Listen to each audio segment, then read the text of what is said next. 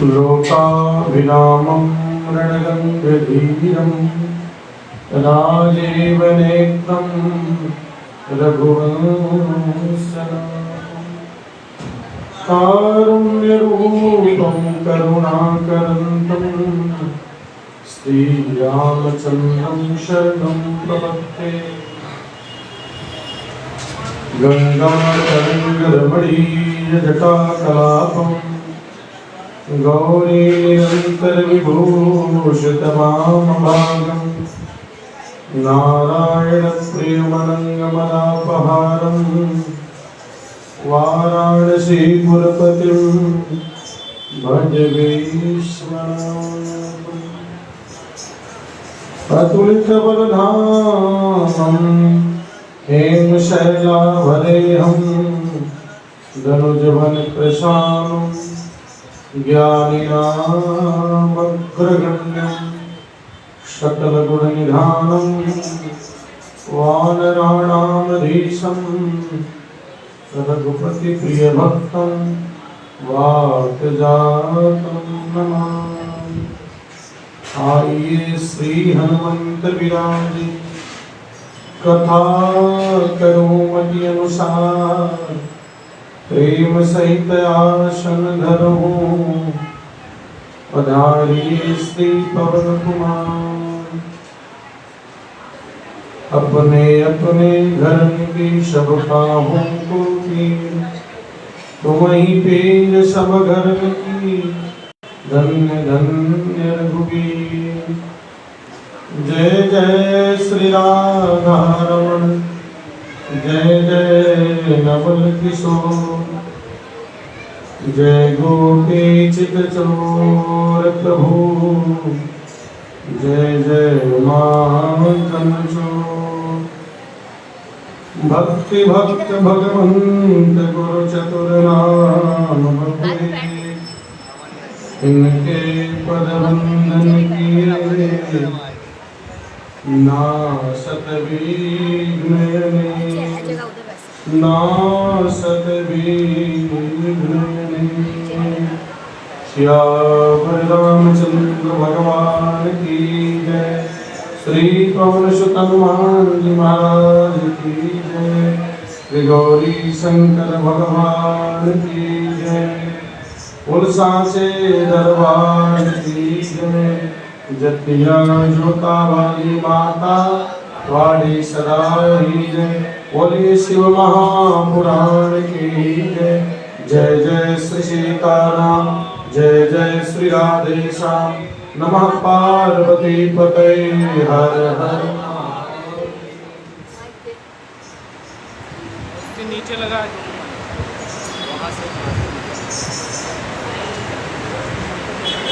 गौरी शंकर भगवान से कीर्तन करे भगवान शिव का। ओम नमः शिवाय, ओम नमः शिवाय, हर हर भोले नमः शिवाय, नमः शिवाय।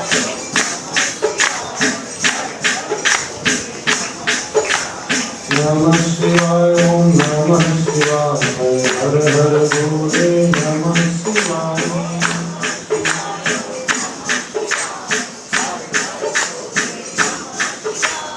नमः शिवाय, ओम नमः शिवाय, हर हर भोले नमः शिवाय, नमः शिवाय,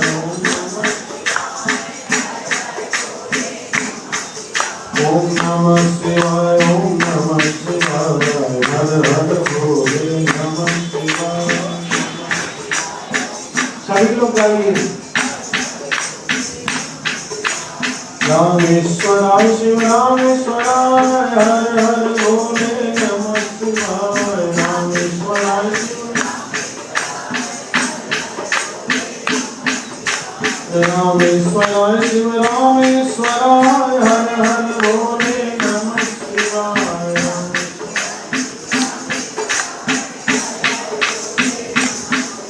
ओम नमः शिवाय, ओम नमः शिवाय, हर हर भोले नमः शिवाय।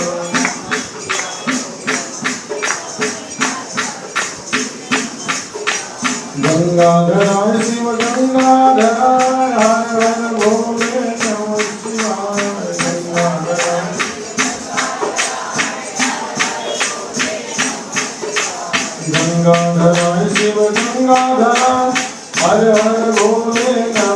शिवाय गंगाधर।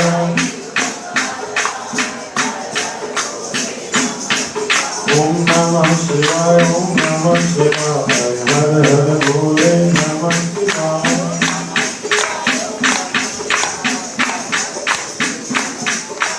नमः शिवाय ओम नमः शिवाय हर हर भोले नमः शिवाय।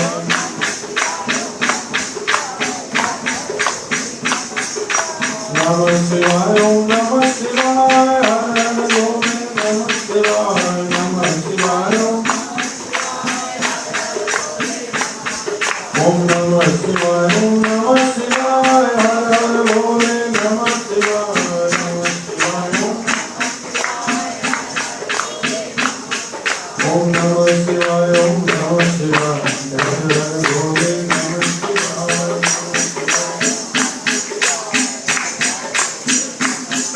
ओम नमः शिवाय ओम नमः शिवाय हर हर भोले नमः शिवाय। नमः शिवाय ओम नमः शिवाय ओम नमः शिवाय ओम नमः शिवाय। ओम नमः शिवाय ओम नमः शिवाय ओम नमः शिवाय ओम नमः शिवाय ओम नमः ओम नमः शिवाय ओम नमः शिवाय ओम नमः शिवाय ओम नमः शिवाय ओम नमः शिवाय। बोले गौरी शंकर भगवान की, श्री शिव महापुराण की, आज के आनंद की। राधे राधे श्री राधे कहने की आदत सी हो गई है। श्री जी के चरणों में रहने की आदत सी हो गई है। राधे राधे राधे कहने की आदत सी हो गई है। राधे राधे कहने की आदत सी हो गई है। श्री जी के चरणों में रहने की आदत सी हो गई है। राधे राधे राधे कहने की आदत सी हो गई है।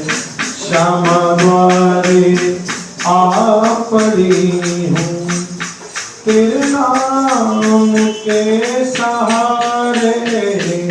श्यामा द्वारे आ पड़ी हूँ तेरे नाम के सहारे। राधे राधे राधे राधे राधे राधे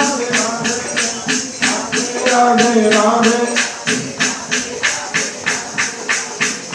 कोई पागल या दीवाना मस्ताना ही कहे। कोई पागल या दीवाना मस्ताना ही कहे। ऐसी बातों को सहने की आदत सी हो गई है। राधे राधे श्री राधे कहने की आदत सी हो गई है। अब चाहे डुबा दो या बचा लो कोई गम भी तो नहीं।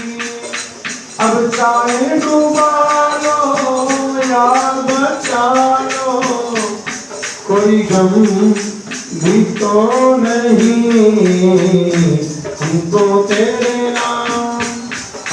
तेरे नाम में बहने की आदत सी हो गई है। राधे राधे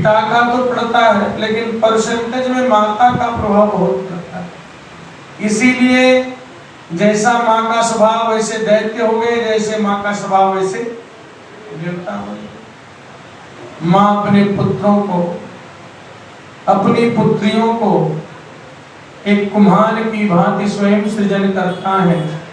जैसे कुम्हार मिट्टी से कच्चा घड़ा बनाता है, अब कच्चा घड़ा बनाता है तो कच्चे घड़े पे और जो चाहे जैसा चाहे, जो फूल पत्ती रंग बिरंगा कलाकारी अंकित कर दे, फिर वो पकने के बाद मिटता नहीं है। तो बाल्यकाल जीवन, शिशु जीवन एकदम कच्चे घड़े की तरह है, और वास्तव में माँ ही प्रथम गुरु है, जो बच्चे को शिक्षा दे करके।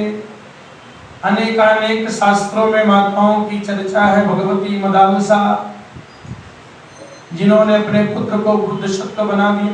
कहने का भाव है कि माताएं सृजन करता है, माताओं के ही गोद में सृष्टि का निर्माण करता प्रकट होता है, और माताओं के गोद में ही संसार का कल्याण करने वाला पुत्र पैदा होता है। माताओं की गोद से वैज्ञानिक पैदा हो जाते हैं, और माताओं के ही गोद से दुष्ट आतंकवादी भी पैदा हो जाते हैं। सारा माताओं का बड़ा प्रभाव है। अब कश्यप जी परेशान भय नहीं, बात सुन करके उन्होंने कहा शिव जी की तपस्या करूंगा। चले गए काशी नगरी में, जो शिव जी का नित्य निवास स्थान है। एक बार जोर से बोले काशी विश्वनाथ भगवान। वहां जाकर के उन्होंने भगवान शिवलिंग की बड़ी घोर तपस्या करी। उसके बाद भगवान शिव की लिंग की स्थापना करके बड़ा घोर तप किया उन्होंने। अब भगवान प्रकट हुए, वर मांगो, तो उन्होंने कहा प्रभु कृपा करके हाथ जोड़ करके निवेदन ही करता हूँ, मैं आपका शरणागत हूँ, देवताओं का दुख विनाश करके मेरी अभिलाषा पूर्ण कीजिए।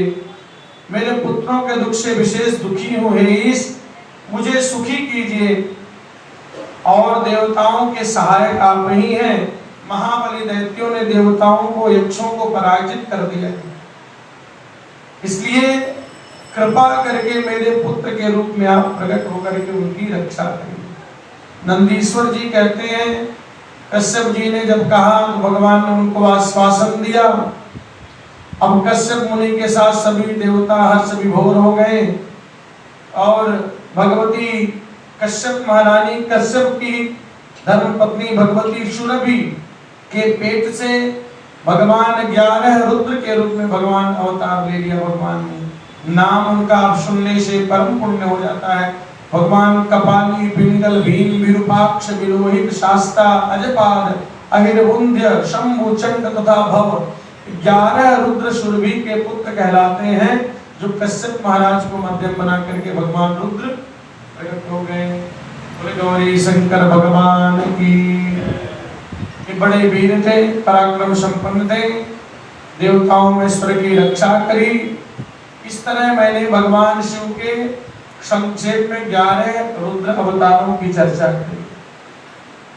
अब भगवान शिव के अनेकानेक अवतार हैं, उसी में भगवान दुर्वासा भी बने हैं, और भगवान श्री शिव जी ही हनुमान जी के रूप में भी अवतार लिया है।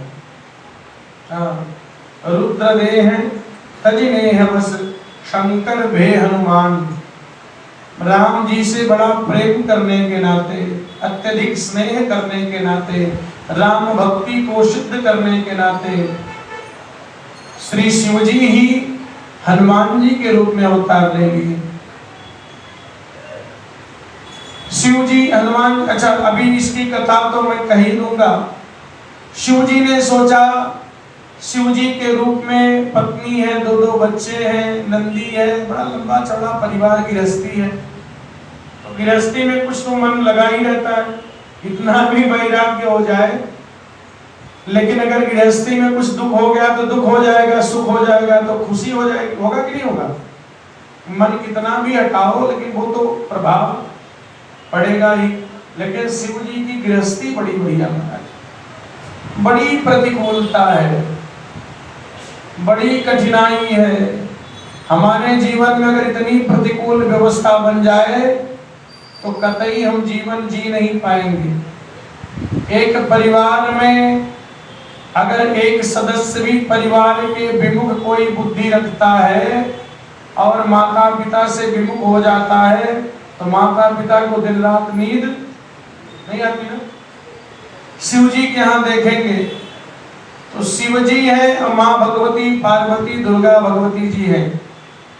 अब जितने लोग हैं उतने उनके गाड़ी हैं, आज की भाषा में उतने क्या है, वाहन है। कितने हैं?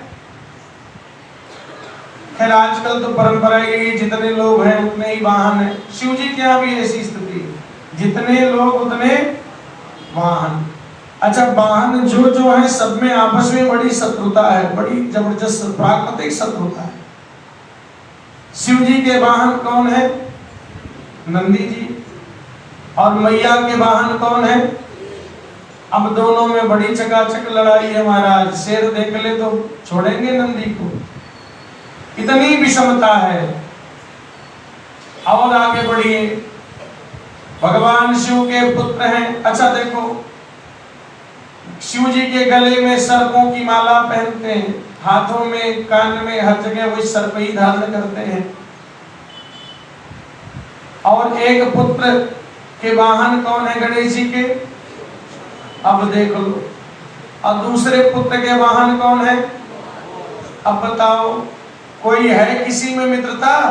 अब बोलो बोलो भाई, अरे हाँ नहीं कुछ बोलो, हाँ ऐसे बोलो। लेकिन कोई लड़ाई नहीं है हमारा, किसी में कोई विवाद नहीं है।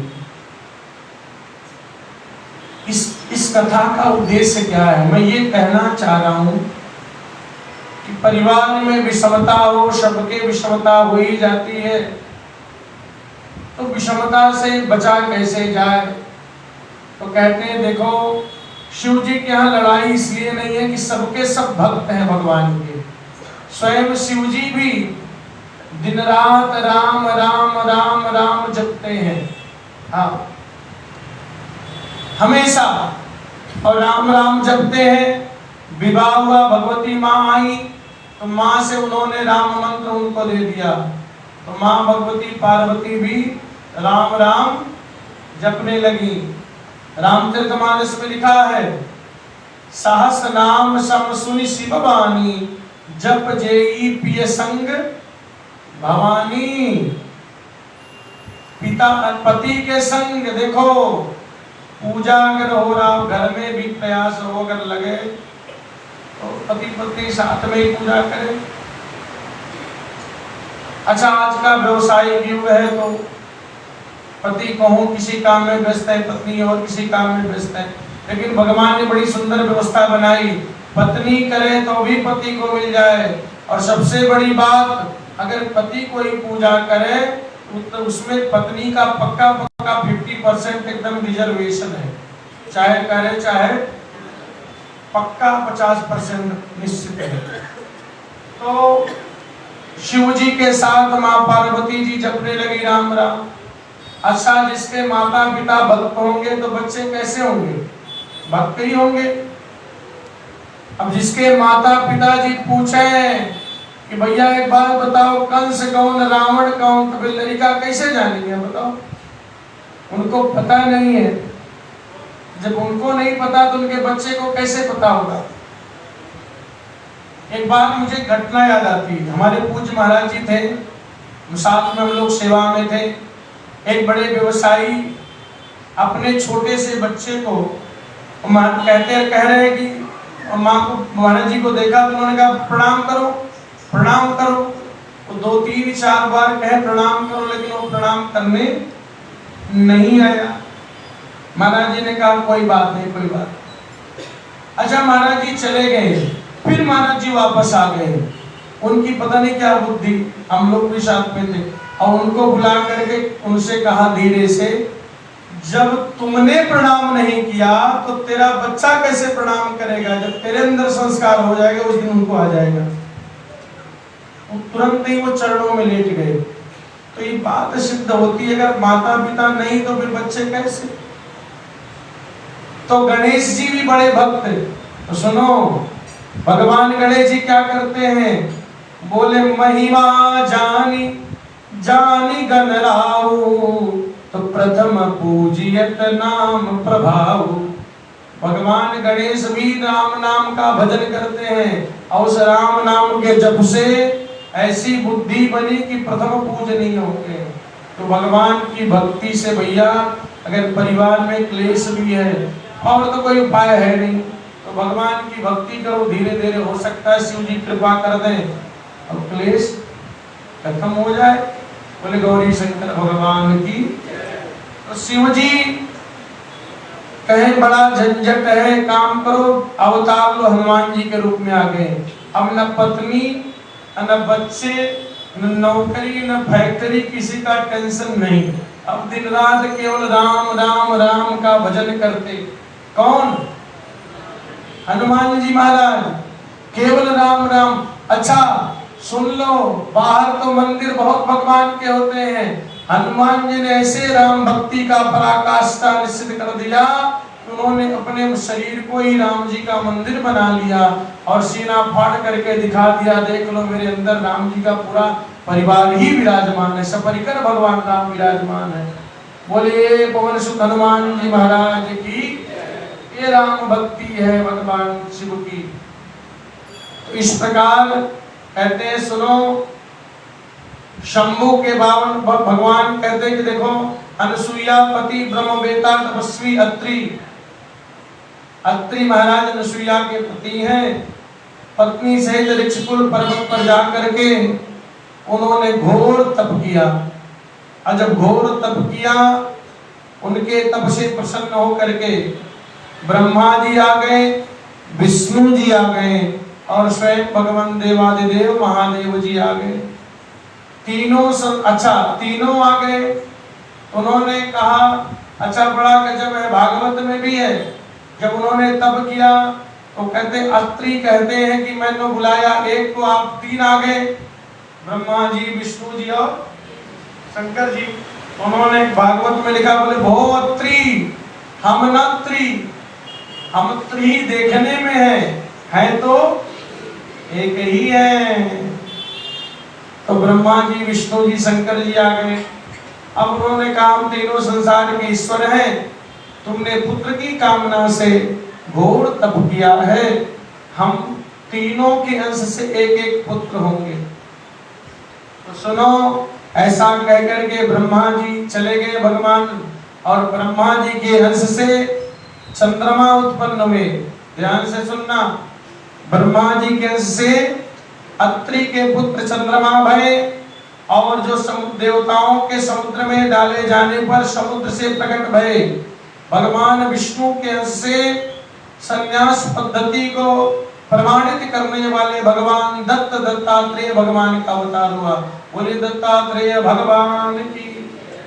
और पुनः भगवान शंकर के अंश से परम विद्वान तपस्वी मनस्वी और बड़े क्रोधी महात्मा दुर्वासा जी प्रकट हो गए।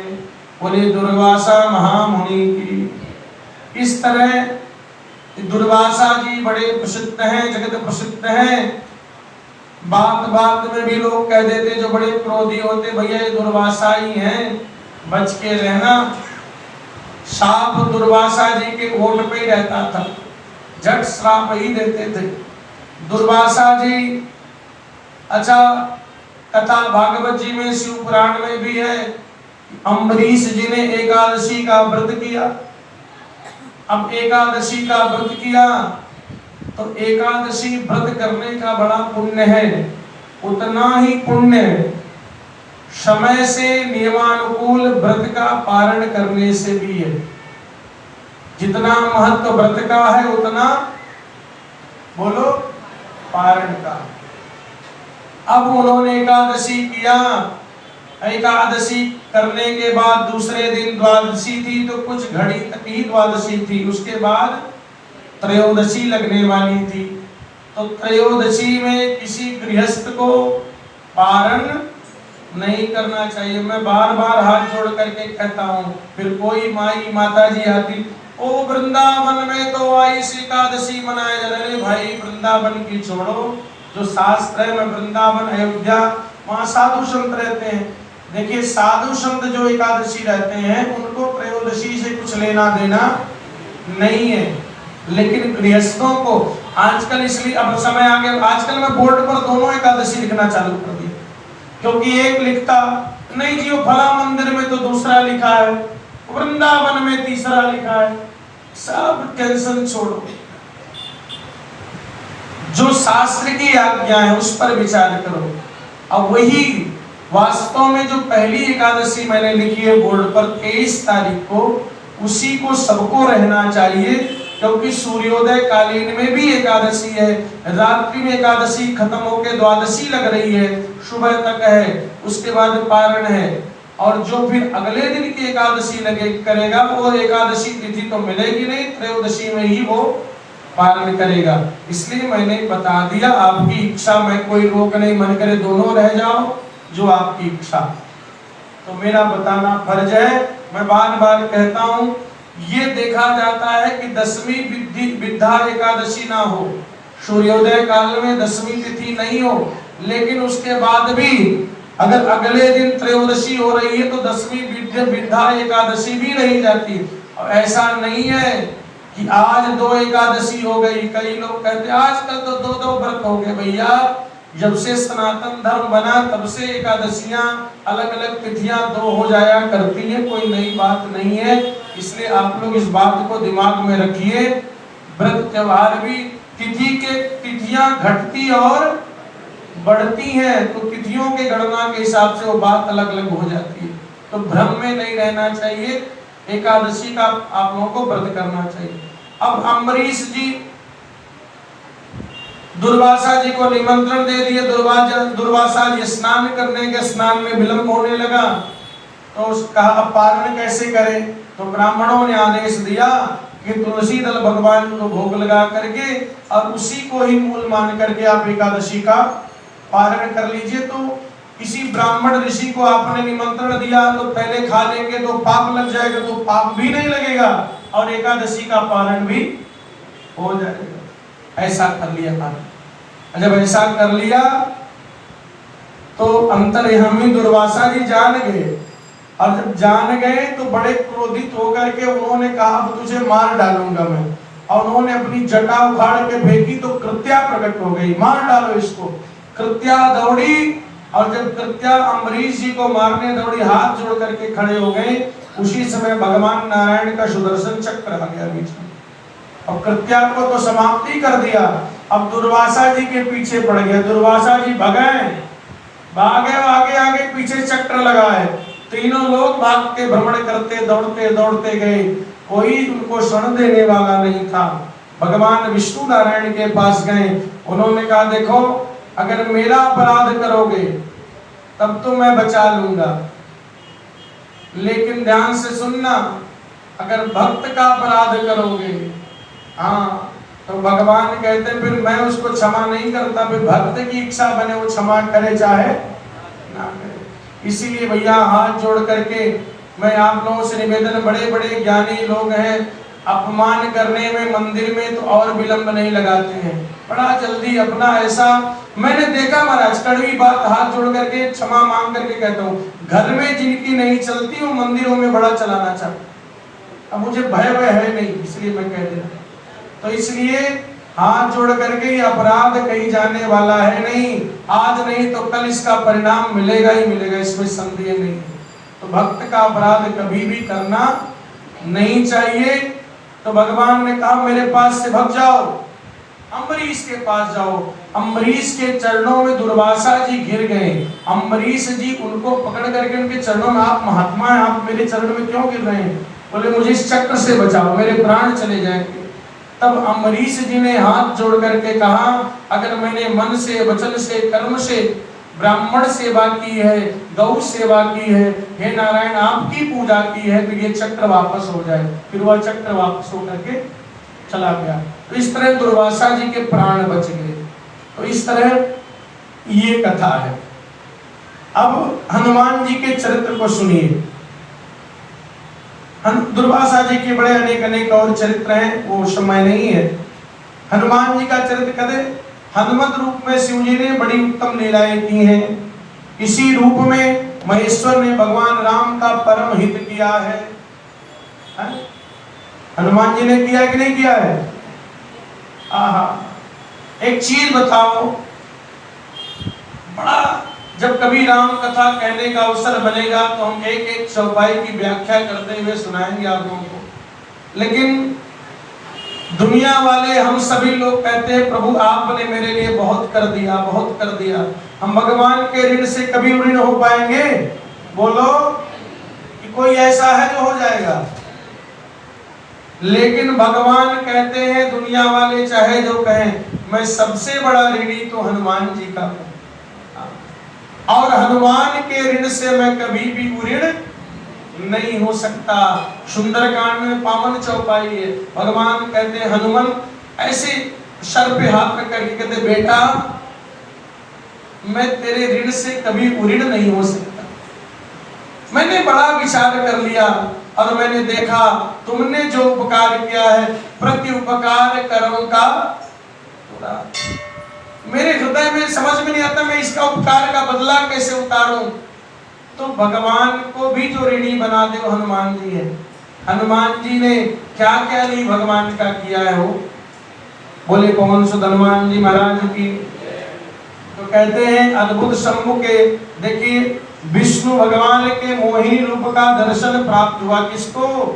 एक बार शिव जी को विश्व मोहिनी का दर्शन, भगवान के स्वरूप का दर्शन हो गया।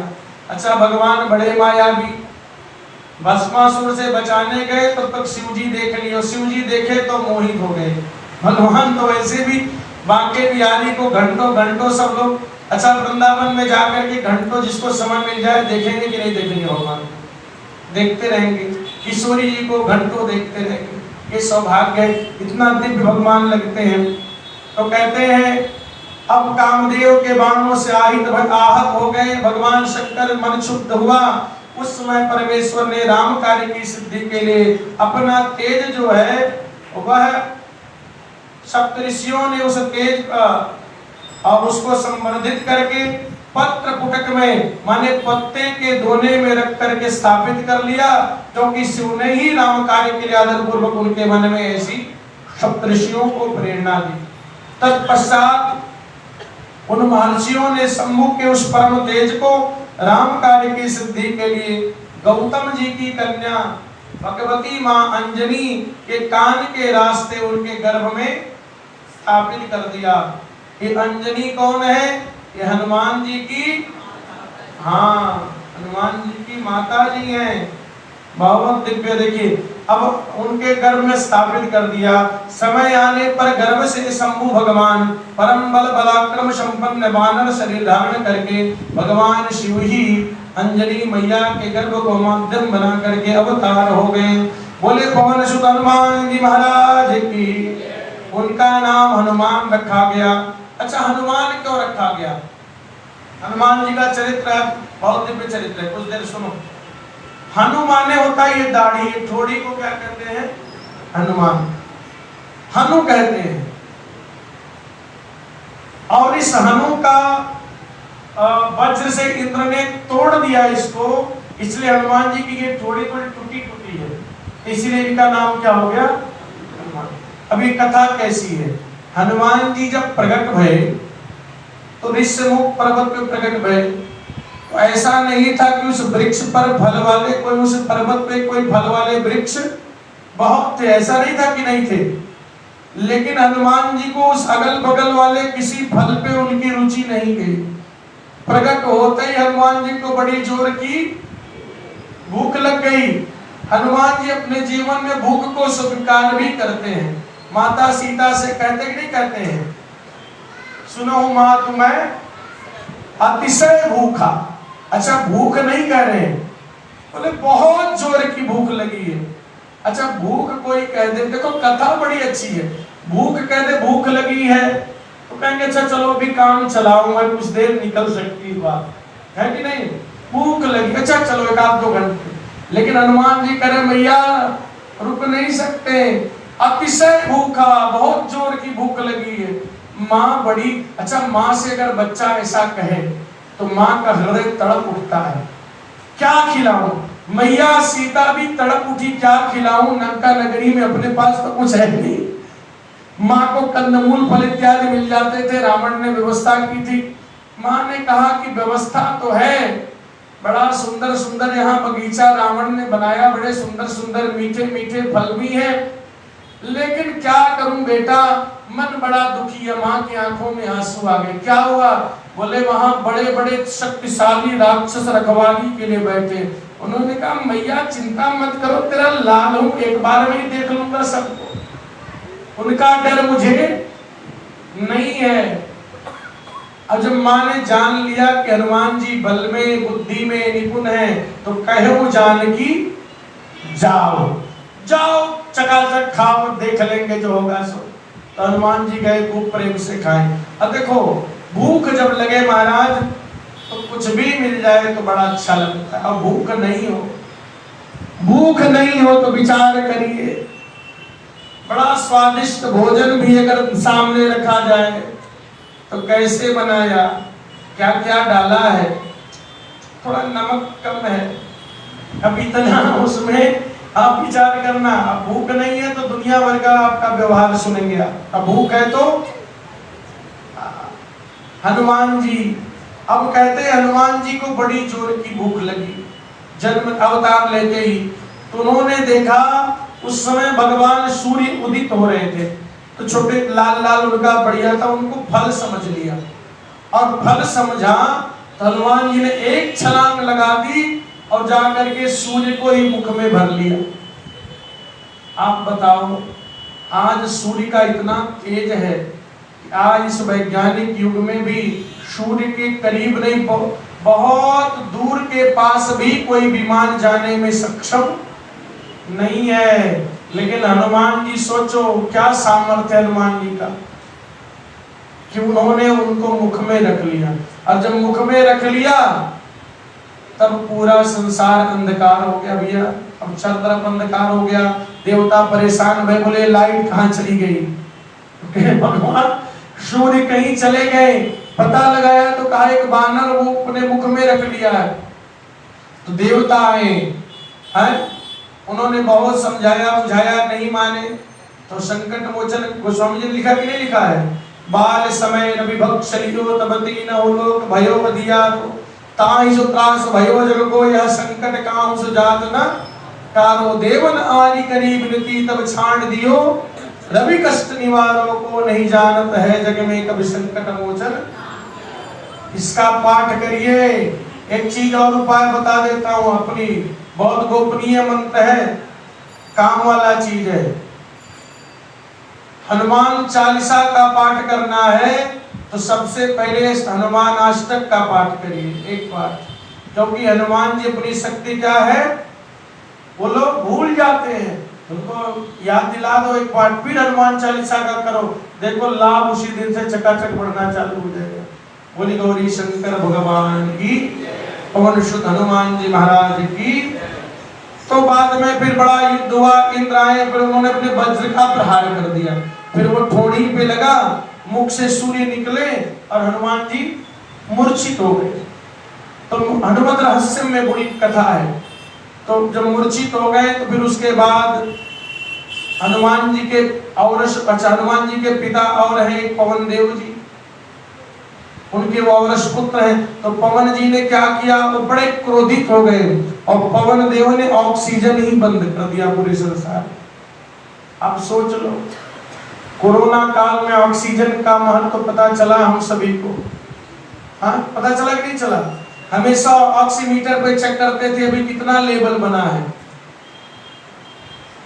मैं उस समय 2019 में भाईंदर महाराष्ट्र में कथा कर रहा था, मीरापुर भाईंदर है, और वहां पर ही सबसे अधिक कोविड फैला हुआ था, सबसे पहले वहीं से आया था। और मुझे लगा कि मैं उस चपेट में आ गया हूँ, मेरा स्वास्थ्य बिगड़ा। अच्छा, जिसके यहाँ कथा कर रहे थे भाईंदर में जो हॉस्पिटल था वहां पर कोविड की हेड थी, तो उन्होंने कहा कि पंडित जी आप चिंता मत करिए, हमने ऑक्सीजन सिलेंडर में सब रखा हुआ है।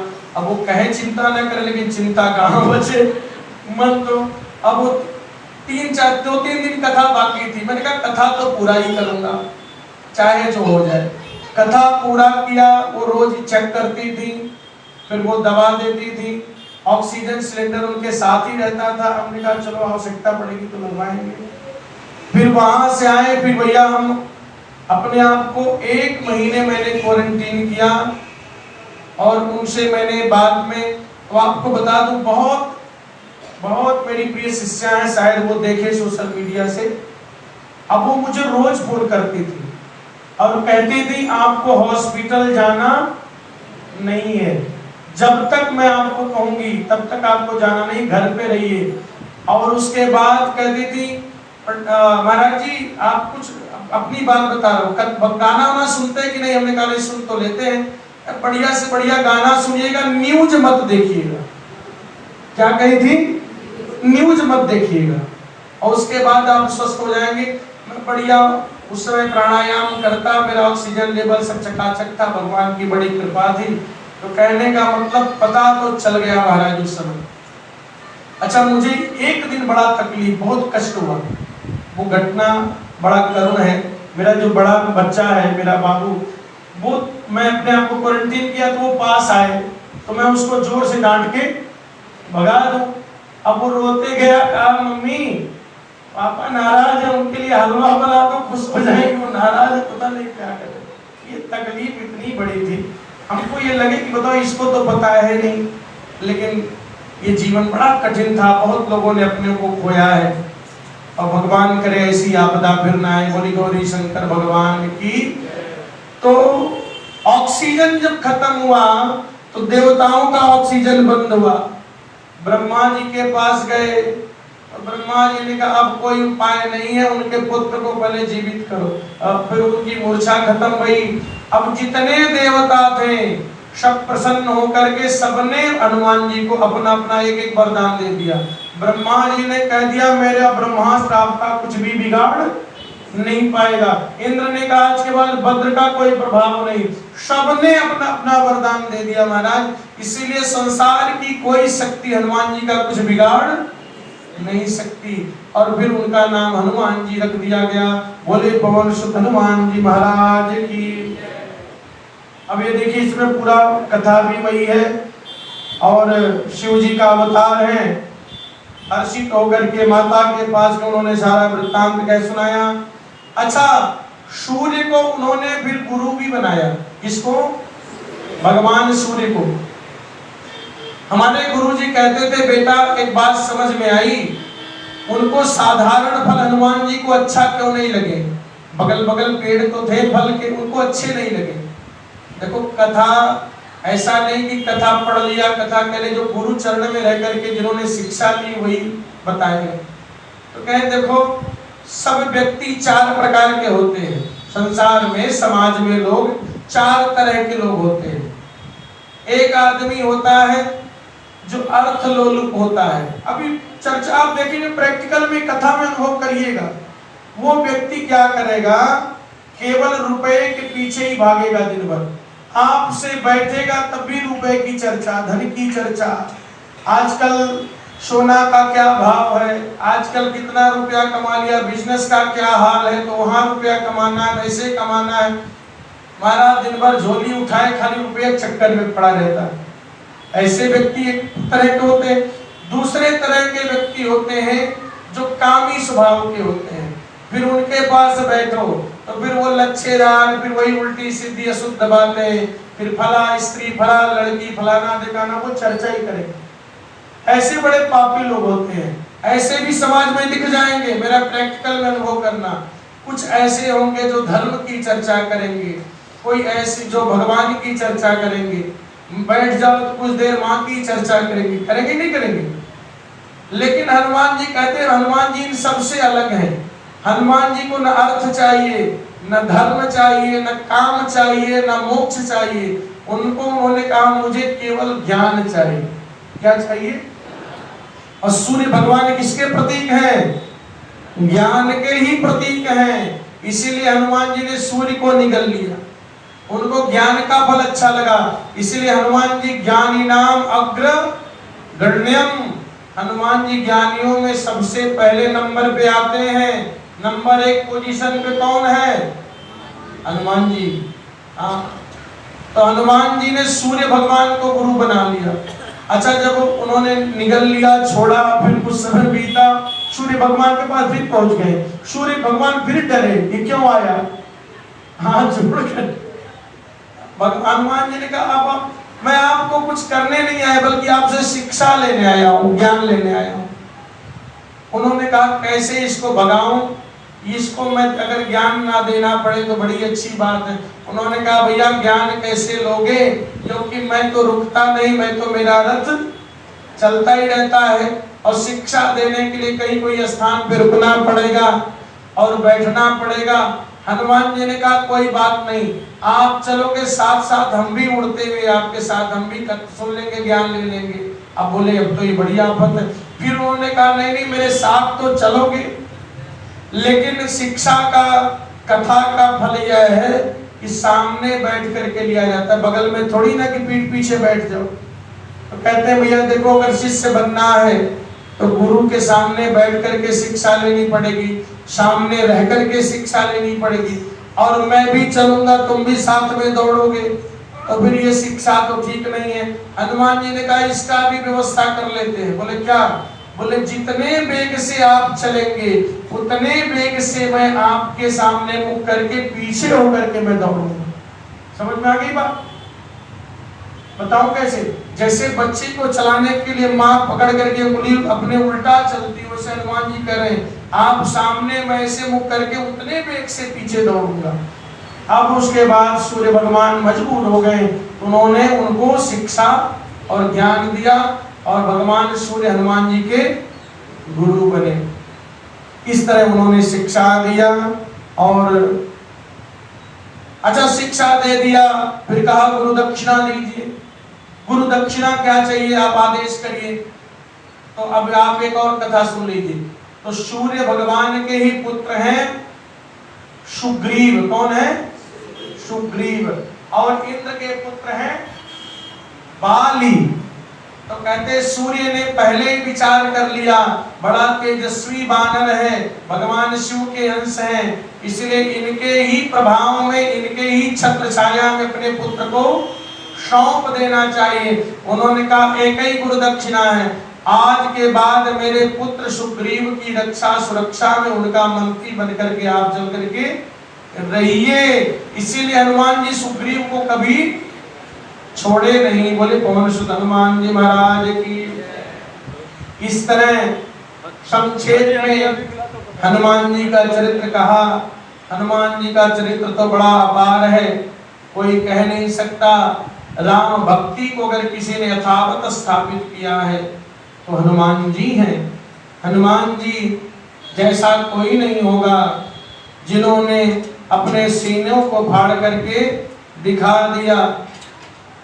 चलो भजन गाते हैं।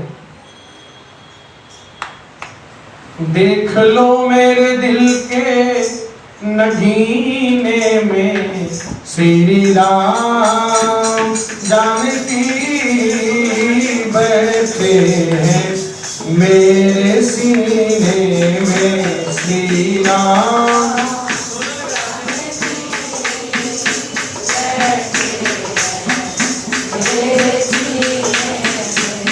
देख लो मेरे दिल के नगीने में, देख लो मेरे दिल के नगीने में श्री राम जानकी बैठे हैं, मेरे सीने में श्री राम।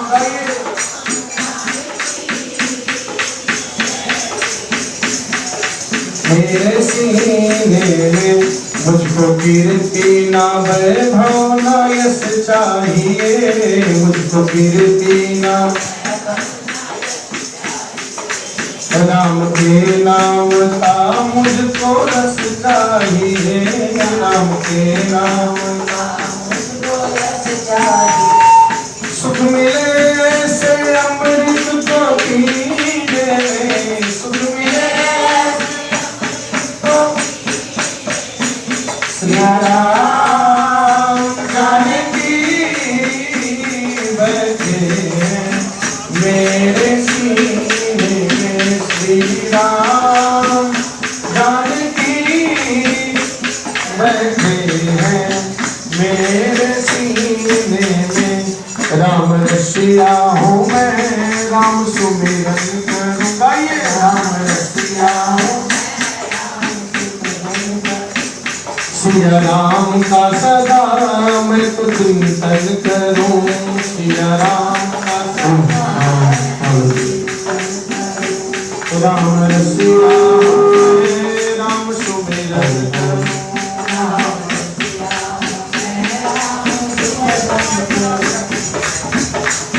सिया राम जी का मैं सदा चिंतन करूं सिया राम का सदा अनमोल कोई चीज मेरे काम नहीं है अनमोल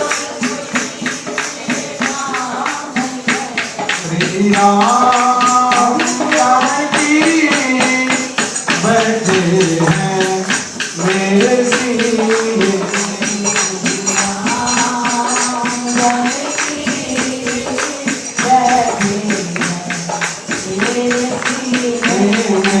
देख लो मेरे दिल के नगीने देख लो मेरे दिल के नगीने श्री राम जानकी बैठे हैं मेरे सीने में श्री राम जानकी बैठे हैं मेरे सीने में। बोले कौन सुतरमान जी महाराज की। एक भजन कोई गाए उसके बाद आरती। बदलाने में पाया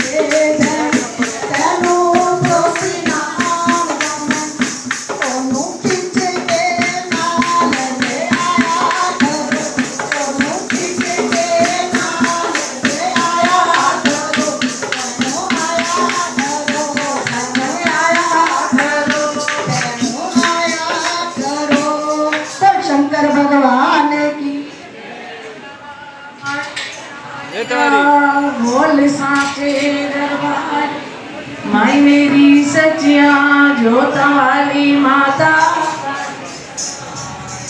तेरा नाम जपा सुख पावा तेरा प्रसाद बांटते रहिए, प्रसाद बांटिए। तेरा नाम जपा सुख पावा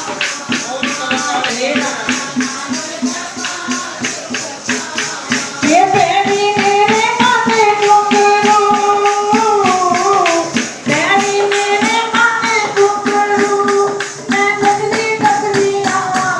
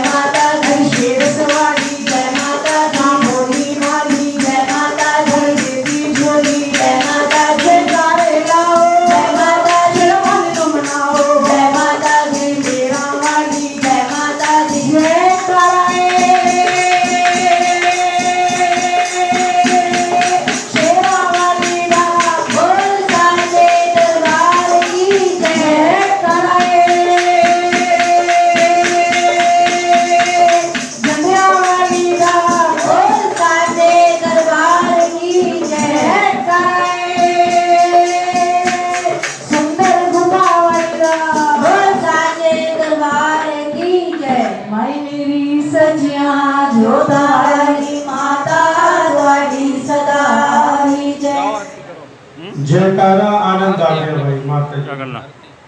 बोली दुर्गा मैया की। ओम जय शिव ओंकारा बोले हर भज ओंकारा बोला पार्वती का प्यारा बोले जटा में गंगा धारा बोला ओढ़ छाला बोला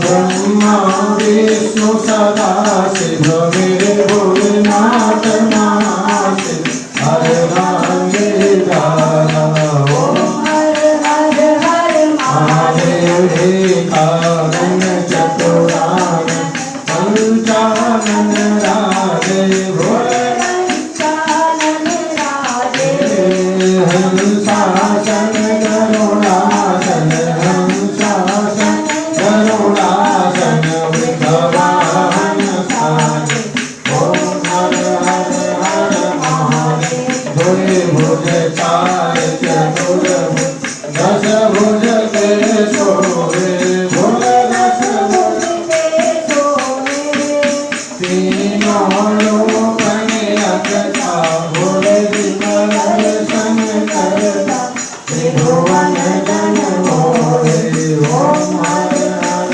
हर महादेव अक्षमाला वनमाला गुणमाला धारी भोले गुणमाला धारी चंदन मृग मद सोरे चंदन मृग मद सोरे काले शुभकारी ओम हर हरे श्री तांबर पीतांबर बागंबर अंगे भोले बागंबर अंगे सनकादिक ब्रह्मादिक सनकादिक वरुणादिक भूतादिक संगे ओम हर आदेव करते मध्य कमंडलु चक्र त्रिशूल धरता बोले चक्र त्रिशूल धरता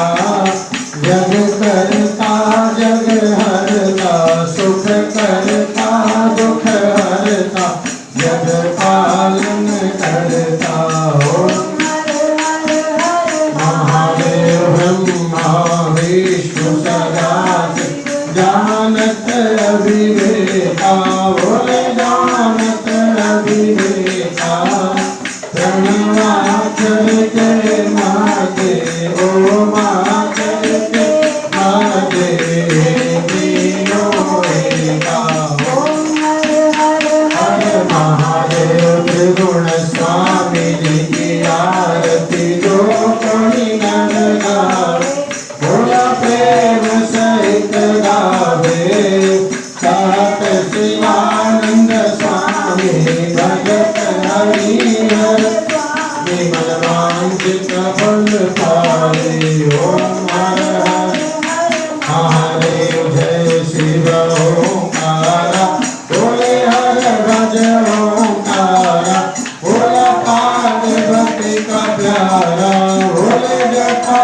में गंगा धारा बोला ओढ़े मृग छाला बोला प्रेम मंगलाला ब्रह्मा विष्णु सदा शिव मेरे भोलेनाथ नाथ हर रामे धारा ओम हर हर हर महादेव गौरी शंकर भगवान की जय।